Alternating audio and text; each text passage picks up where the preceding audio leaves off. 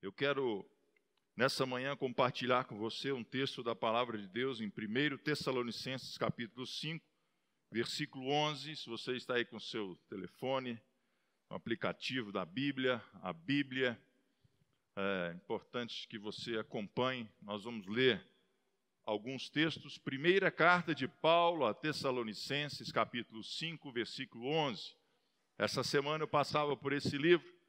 Daqui uns 15 dias, 2 semanas, 20 dias, eu estou terminando a Bíblia e começar de novo. O ano que vem eu vou ler de novo a Bíblia toda, de Gênesis a Apocalipse. Se você quiser ler comigo, né, eu leio também no YouVersion, no aplicativo da Bíblia. Tem o meu plano lá, só você mandar uma mensagem, a gente vai lendo junto, a gente vai conversando junto, né? Esse ano, mais de 100 pessoas leram comigo a Bíblia junto, né? Nesse programa, É um programa que chama YouVersion, e dentro desse programa você faz um programa que é a sua leitura bíblica, não é isso? E alguém aqui da igreja fez para mim, porque eu não tenho tanta familiaridade com um negócio assim, não é? E aí eu fui convidando as pessoas para lerem comigo. Umas estão junto comigo, outras estão mais adiante, alguns já terminaram, não é? Outros estão para trás, mas é muito gostoso a gente poder...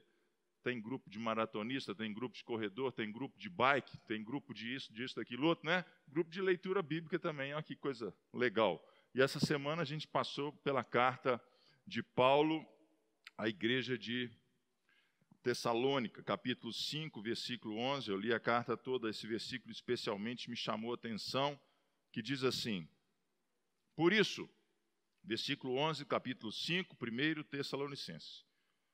Por isso, exortem-se e edifiquem-se uns aos outros, como de fato vocês estão fazendo.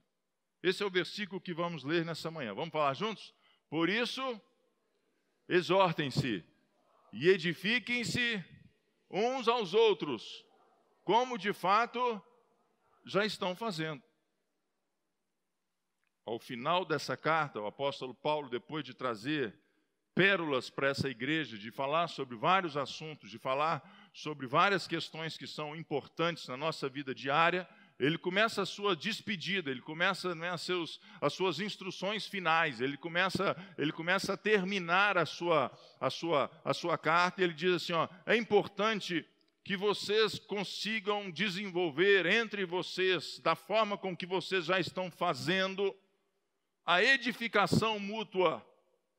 Eu gosto da versão, essa versão que eu li é a Nova Versão Internacional, e eu às vezes gosto também de ler a mensagem do Eugene Peterson, e ele diz assim, esse mesmo versículo: por isso, incentivem sempre uns aos outros. Construam muros de esperança para que todos estejam juntos e ninguém fique de fora. Diga comigo, ninguém fique de fora. E ninguém seja deixado para trás. Essa é a Bíblia, a mensagem de Eugene Peterson. Ela em alguns textos, ela traz um simbolismo mais atraente, com um conteúdo um pouco maior daquilo que são as versões naturais. Olha que ele diga: construam muros de esperança. Vamos falar juntos? Outra vez. Pegue seus braços assim e faça assim, ó. Vamos construir um muro de esperança hoje. A esperança é algo tão fugaz. A esperança é algo que foge tão facilmente do nosso coração. A esperança é algo que tão facilmente nós nos abstraímos dela, que o escritor está dizendo: construa muros para que a esperança não vá embora. Construa muros de esperança nos relacionamentos, construa muros de esperança na sua vida pessoal, para que você não seja tomado por situações que a esperança foi embora. E eu acho que esse é o momento que nós vivemos.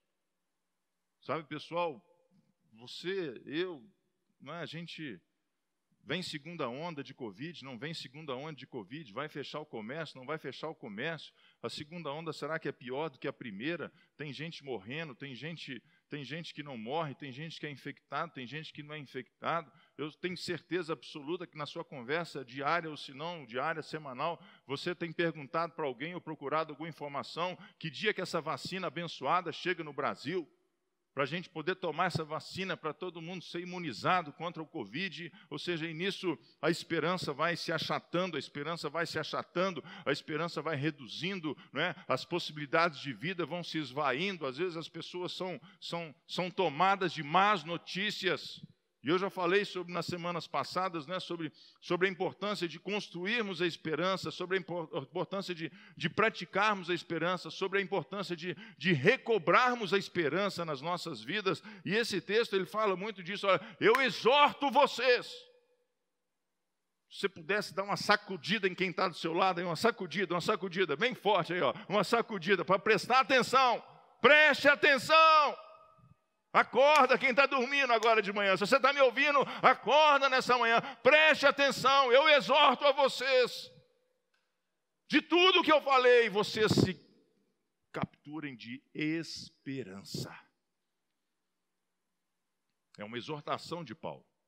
Paulo não está dizendo assim, veja bem, todavia, contudo, porém, se der tempo, se for possível. Não, Paulo está dizendo no imperativo.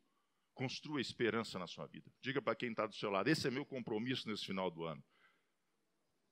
Construir, me encher de esperança, sabe, fazer com que a sua vida possa ser essa vida repleta de sonhos, repleta de ideais, que você possa fazer um dique na esperança, você possa construir um muro de esperança, e dizer, opa, você não vai embora não, tem notícia ruim vindo daqui, tem notícia ruim vindo de lá, mas esperança fica aqui comigo no meu relacionamento conjugal, fica aqui no meu relacionamento familiar, fica aqui com o meu relacionamento com os meus filhos, nas minhas questões profissionais, ou seja, se encha de esperança nessa manhã. E para ilustrar um pouco disso, eu queria ler com você em 1 Samuel capítulo 30, uma história onde Davi perdeu a esperança. E às vezes a vida nos impõe isso, queridos. A questão não é perdermos a esperança, a questão é nós não nos recobrarmos dela, é nós entregarmos os pontos, é nós não querermos mais trazer a esperança à nossa vida, é nós, sabe, simplesmente deixar a vida nos conduzir da forma com que ela quer.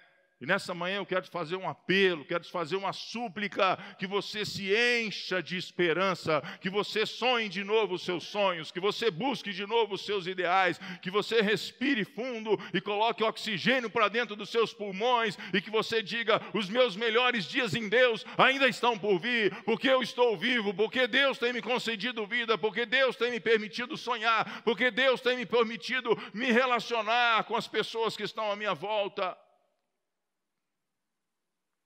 Capítulo 30 do livro de Samuel nos fala a história de Davi.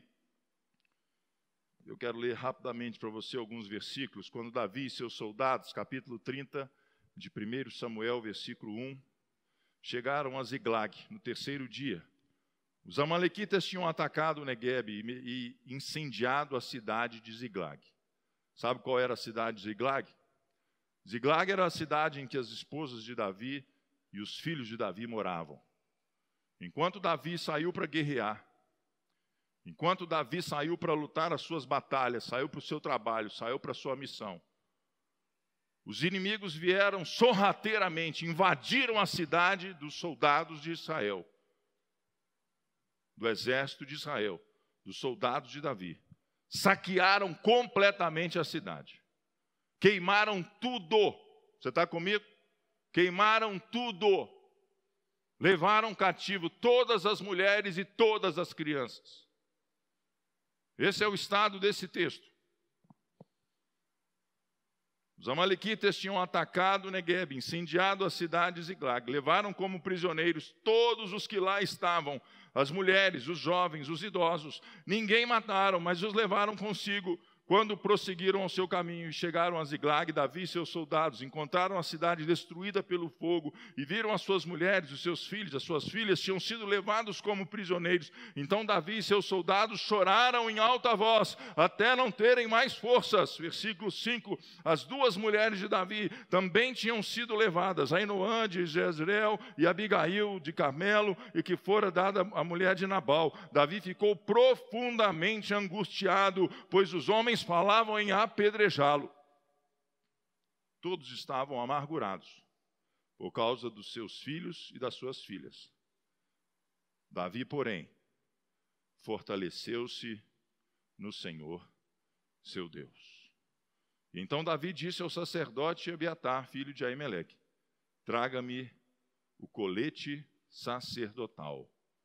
Abiatar o trouxe a Davi, e ele perguntou ao Senhor: devo perseguir esse bando de invasores? Irei alcançá-los? Às vezes, pessoal, nós passamos por momentos como esse na vida de Davi. Momentos que você chora tanto que as lágrimas acabam.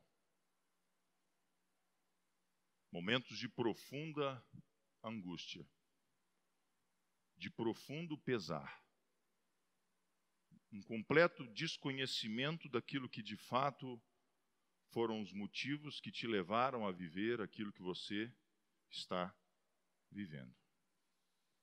Note que o texto diz, quando eles voltaram da batalha, eles chegaram a Ziglag, onde as suas esposas e filhos estavam, e eles encontraram a cidade completamente destruída. E ao encontrar a cidade completamente destruída, a Bíblia diz que eles choraram tanto, e foram tomados de tanta angústia, que aquilo não tinha mais lugar dentro do peito deles, dentro do coração deles.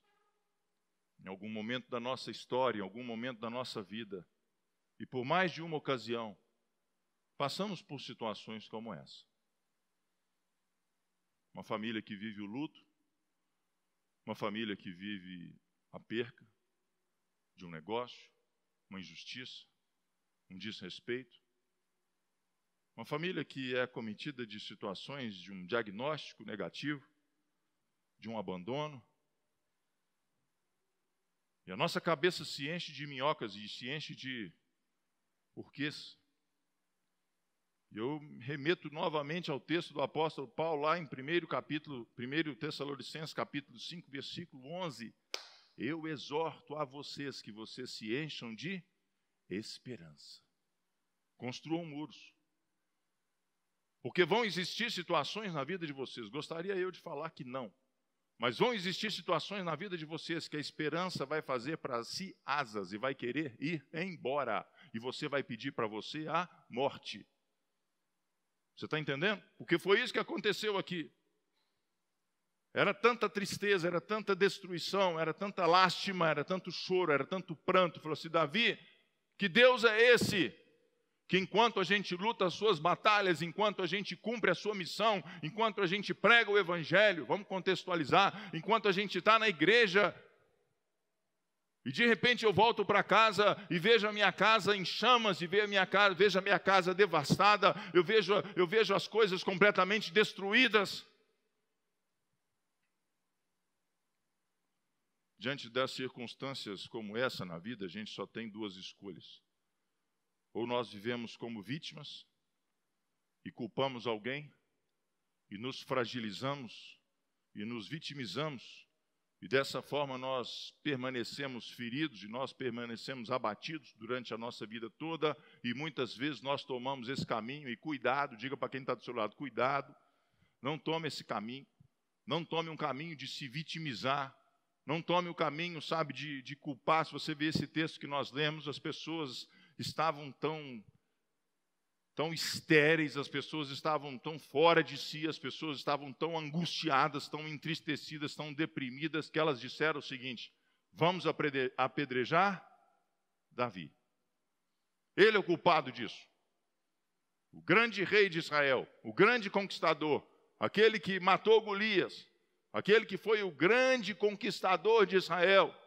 Vamos apedrejar Davi, porque ele nos deu a ordem errada. Não era para a gente ter ido lá lutar aquela batalha, era para a gente ter ficado cá, defendendo as nossas famílias, defendendo a nossa cidade. E muitos de nós caímos nessa cilada da vida. Eu não devia ter feito isso. Não estou dizendo de questões morais, pessoal, preste atenção nisso. Não estou dizendo de questões morais. Questões morais, Deus te chama para ser justo, para ser ético, para ser respeitoso, para ser verdadeiro e para ser santo. Eu estou dizendo questões de escolhas periféricas na vida, que você pode ir para A ou para B. Agora no almoço você pode comer um macarrão à bolonhesa, você pode comer um frango, você pode comer um tutu à mineira, ou você pode não comer nada. Qual está certo? Qualquer um. Muitas escolhas carregam esse tipo de identificação. Ou seja, você pode escolher a roupa que você veste, você pode escolher o lugar que você vai, você pode escolher o seu trabalho, você pode escolher as suas amizades. E aí eles estão dizendo aqui, poxa, vão matar Davi, vão matar Davi.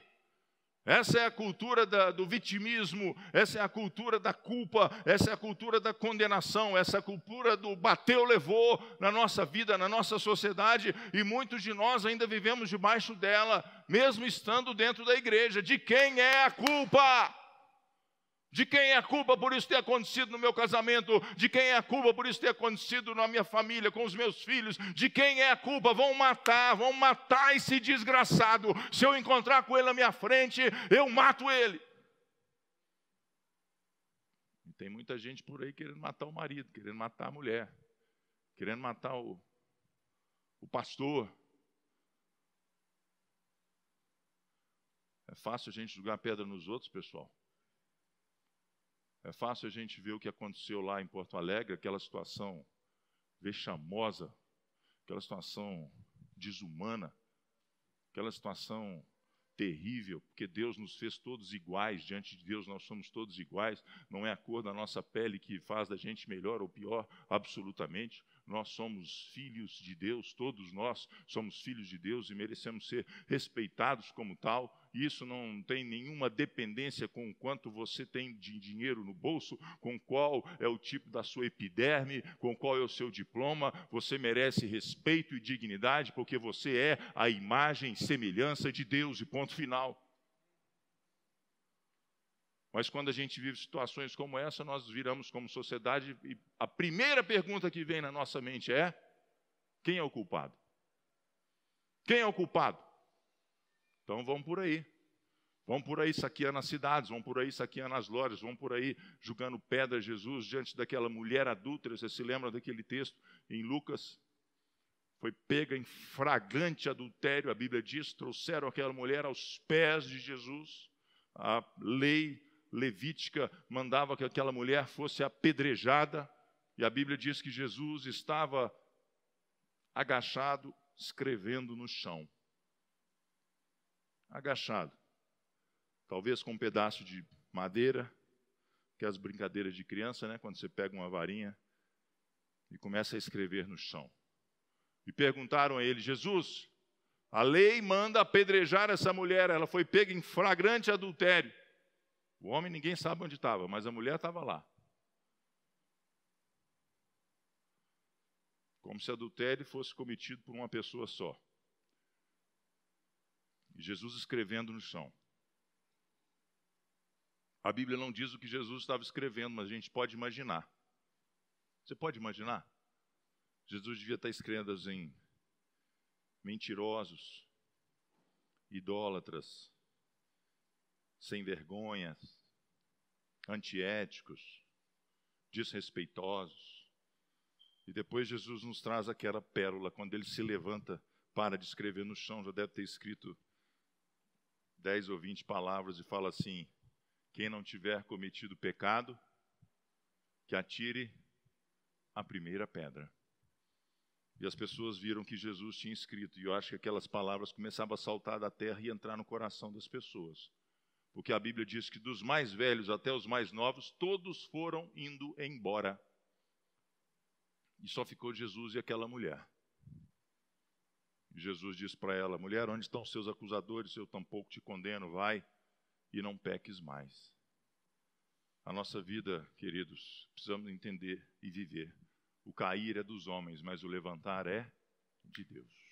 O cair é dos homens, mas o levantar é de Deus. Vou falar de novo para você dar um glória a Deus. O cair é dos homens, mas o levantar é de Deus.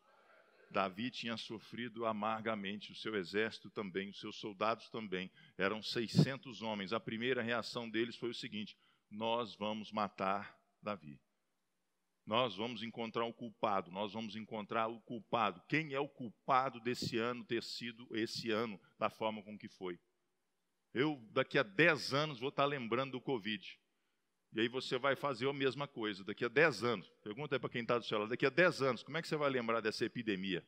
Eu vou lembrar dessa epidemia como o ano que eu li a Bíblia toda. Eu vou lembrar dessa epidemia como o ano que eu emagreci 18 quilos. Eu vou lembrar dessa epidemia como o ano em que a minha família foi abençoada, ficou mais próxima, mais junta, mais unida, mais adoradora de Deus, mais apaixonada por Jesus. Você está entendendo? Ah, não, vou lembrar como um ano trágico. Vou lembrar como isso, vou lembrar como aquilo outro.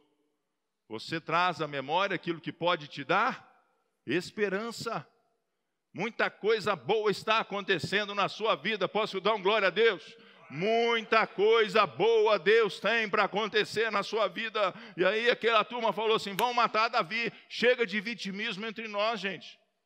Chega de ficar explicando para os outros os motivos das suas mágoas, das suas decepções, dos seus fracassos, dos seus desacertos. O cair é dos homens, mas nessa manhã Deus te diz: eu vou te levantar, eu vou te levantar, eu vou te levantar.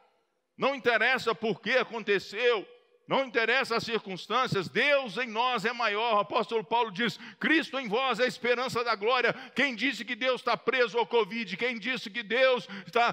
Quem acha que o céu está apavorado e Deus está colocando cientistas angelicais para trabalhar, para ver se eles aprendem, para ver se existe uma vacina para isso? Querido, Deus continua sendo Deus. Está sentado no trono, reinando sobre tudo, absolutamente soberano. Davi, vendo aquela situação toda, ele diz assim para o sacerdote, essa é a palavra-chave desse texto, guarde aí para você. Versículo 6 e 7. Davi ficou profundamente angustiado, pois os homens falavam em apedrejá-lo. Todos estavam profundamente amargurados por causa do que lhes tinha acontecido. Davi, porém, fortaleceu-se no Senhor, seu Deus. Vamos falar isso juntos? Davi se fortaleceu-se no Senhor, seu Deus. Vamos falar, contar até 3, nós vamos falar em 1, 2, 3. Davi, porém, fortaleceu-se no Senhor, seu Deus. Agora você vai trocar o nome de Davi. Você vai colocar qual nome aí? É o seu, filho de Deus. Vamos lá? 1, 2, 3. Sandro, porém, fortaleceu-se no Senhor, seu Deus. Outra vez. Sandro, porém, fortaleceu-se no Senhor, seu Deus. Essa é a mensagem de Deus para você nessa manhã. Essa é a mensagem de Deus. O problema pode estar, sabe, no seu nariz, você pode estar bebendo água, você pode estar afundando, você pode estar naufragando. Ainda existe uma forma de você se fortalecer em Deus. Levanta desse sofá, filho de Deus, desliga esse Netflix, desliga esse Instagram, desliga esse Facebook e se aproxima de Deus e se entrega nas mãos de Deus e vai para Deus, porque Deus, Ele tem os braços grandes para te receber e Ele quer te fortalecer. Vamos para uma dieta espiritual nessa manhã, porque a Bíblia diz que Davi chegou o seguinte: chama o sacerdote e me traga o colete sacerdotal. Colete sacerdotal. Em outras traduções, tidas como efode. Colete sacerdotal. Diga comigo, colete sacerdotal. E eu quero que você vista esse colete nessa manhã. Colete sacerdotal. Preste atenção nisso. Nós vamos sair de uma tragédia para um triunfo. Você está comigo nessa manhã? Nós vamos sair de uma derrota para uma vitória. Nós vamos sair de uma cultura de escassez para uma cultura de generosidade e de abundância. Davi diz assim: me tragam o colete sacerdotal. Ora, Quem era Davi? Davi era um rei, Davi era um general de guerra, e nesse momento Davi assume uma outra postura, uma postura de um sacerdote. Simples assim, diga para quem está do seu lado, simples assim. A Bíblia diz no Novo Testamento que nós somos nação eleita, sacerdócio real, povo escolhido de Deus. Dê um glória a Deus aí, porque Deus te escolheu. Deus te fez sacerdote. Deus te fez sacerdote. Deus te fez sacerdote. Deus te fez essa pessoa. Davi colocou aquele colete. E era um colete fashion. Vocês estão entendendo?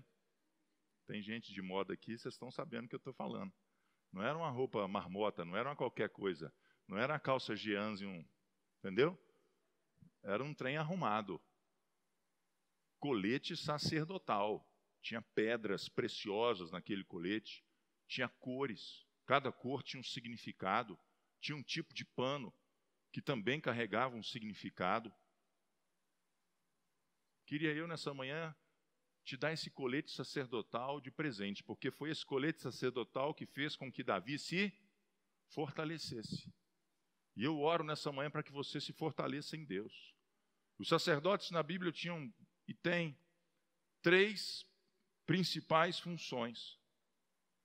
Os sacerdotes na Bíblia, escolhidos lá desde a tribo de Levi, carregavam a arca da aliança, carregavam a presença de Deus. Não tem nada a ver com você, querido, mas tem a ver com aquilo que você carrega. Não tem nada a ver com quem você é, tem a ver com aquilo que você carrega. Entenda nessa manhã, Deus está dentro de você. Deus está dentro de você. Sabe aqueles desenhos animados que você sai assim, um fogo e vai para o outro, não é? E Deus está te inspirando nessa manhã. Deus está dentro de você. Jesus diz, aquele que ouve as minhas palavras, aquele que abre o seu coração, eu virei até ele, farei nele morada. Você é a habitação do Espírito Santo de Deus. Não é só você que vive aí. Você está entendendo? Alô, quem está aí dentro? Não, quem está aqui dentro. Você quer saber quem está aqui dentro? Você quer saber mesmo quem está aqui dentro? Quem está aqui dentro é o Deus, é o Alfa, é o Ômega, é o princípio, é o fim. Ele é o Criador de todas as coisas, Ele é o Todo-Poderoso, Ele é o Autor, Ele é o Consumador. Você quer saber quem está aqui dentro? É aquele que cura, é aquele que liberta, é aquele que salva, é aquele que abre os caminhos, é aquele que faz caminhos no deserto, é aquele que fecha a porta, é aquele que abre a porta, é o sol da justiça. Você quer saber quem está aqui dentro? É o Deus de toda a glória, é o Deus de toda a esperança, é o Deus único e verdadeiro. Esse é o Deus que está aí dentro de você. Seja sacerdote nessa manhã, seja sacerdote nessa manhã. Nós carregamos a presença de Deus. Aonde você chegar, diga para quem está do seu lado aí, onde eu chegar, Deus chegou também. Você está entendendo? Você pode ir para um lugar que está em guerra, você pode ir para um lugar que está em batalha, você pode ir para um lugar que está em destruição, mas aonde você colocar a planta dos seus pés, Jeová Shalom chegou junto com você. Por isso que o apóstolo Paulo diz, maior é aquele que está em mim do que aquele que está no mundo. Você precisa ter essa percepção, filho de Deus. Abre a sua mente nessa manhã. Quando você chega, você não está sozinho, porque Jesus disse, aonde você for, eu vou com você, e eu estarei com você até os últimos dias, até a consumação de todas as coisas.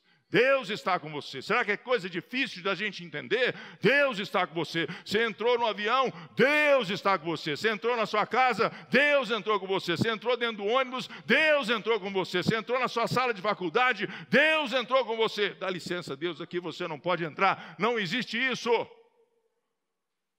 Você não sai da sua casa para vir encontrar com Deus na igreja.